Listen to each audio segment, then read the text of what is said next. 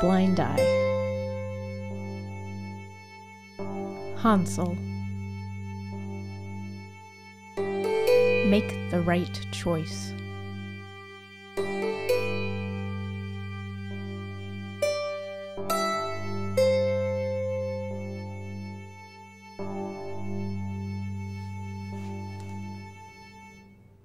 The scene opens on an early 20th century iron bed frame. There is a mattress covered with tattered sheets.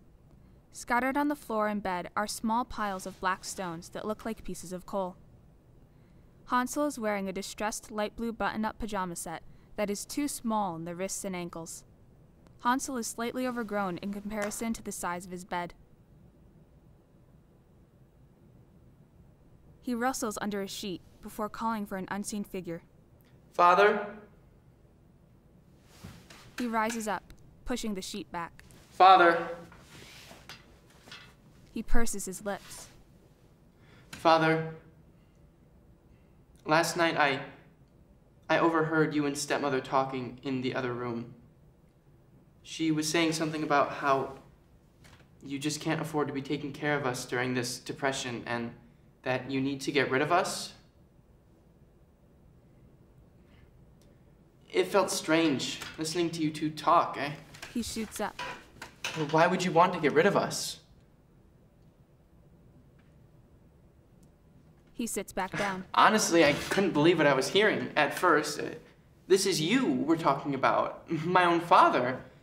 You would never agree to abandoning your own children. It's unfathomable.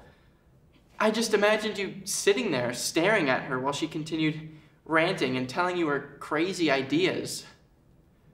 I couldn't stop laughing, but... He shifts to the side of the bed. But that was before I really listened to your end of the conversation, Father. His legs dangle off the side. I never heard you laugh at her ideas like I did, nor did you dismiss them as being ridiculous.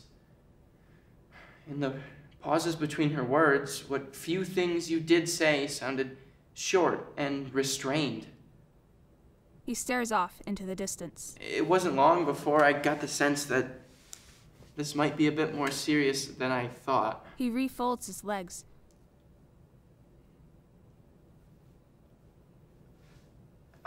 I've suspected for a while now that stepmother doesn't like us. If she's trying to hide it, she doesn't do a very good job. I see the way that she glares at me and Gertrude while we wait in line at the church for our food. She's always calling us ungrateful and saying that we're parasites leeching off of the family. I just thought she was bitter about asking for handouts. I never thought that she could resent us so much for it.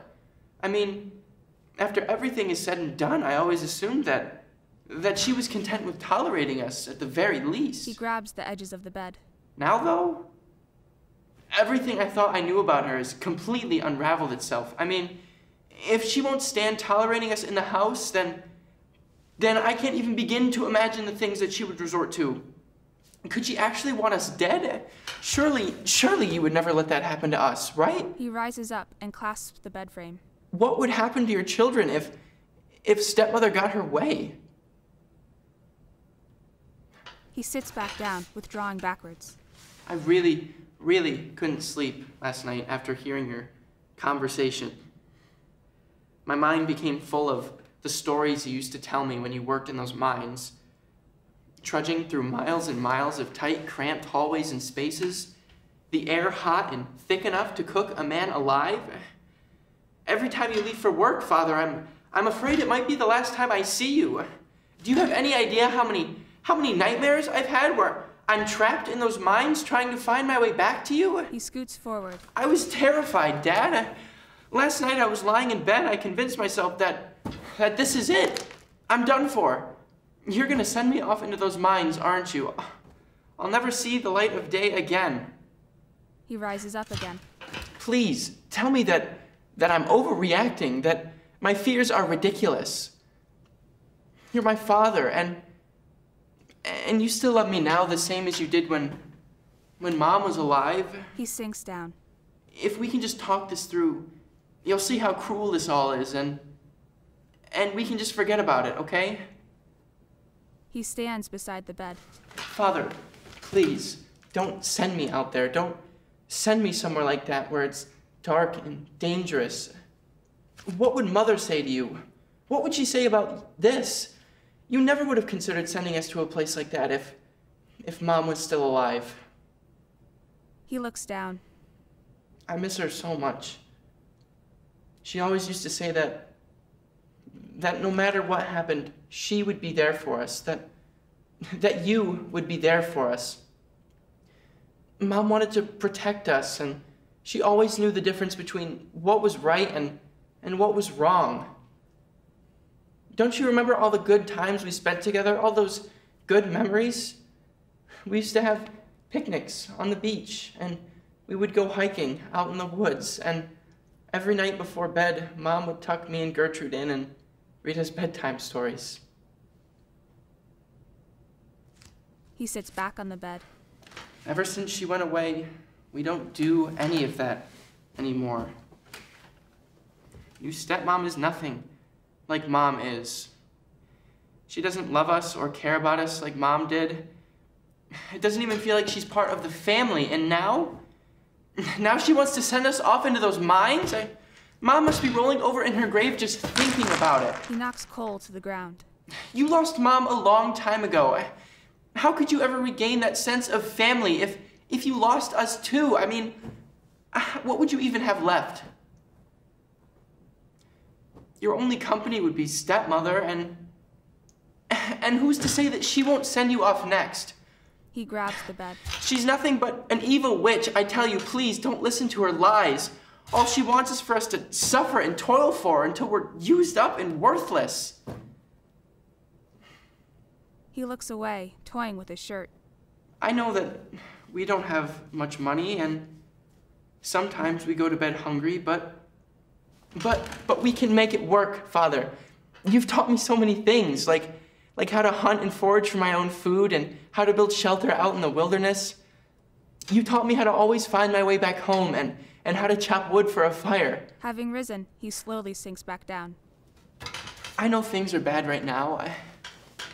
I can understand that. But things can't stay bad forever. Of course, there will be nights where we go to bed afraid that there's no hope for a better tomorrow, but as long as we have each other and we keep working, tomorrow is always going to come. He purses his lips. With that, I can't think of a reason you'd even consider sending me down into those mines. You're my father, and you've always known what was best for me. We have everything we could ever need right here in front of us. I know that deep down, when the time comes, Father, you'll make the right choice. Good night. Hansel shuffles back, tucking himself back into bed.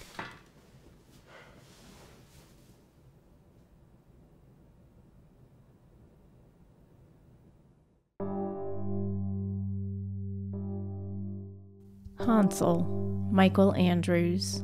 Written by Michael Andrews. Director and audio description editor Heather May. Scenic and lighting design and technical direction Ed Hallborg. Costume design Katharine Tarkulich. Sound design, original music, and cinematography Kelly Walker. Stage manager Adrian Bayless-Marr. Audio description Karina Connolly. Audio description written by Karina Connolly, July Winters. Color correction and grading Alex Kerai. Captioning Claire Abelson, Sophie Ritter. Set construction Janne, Kneike, Troy Tedeschi.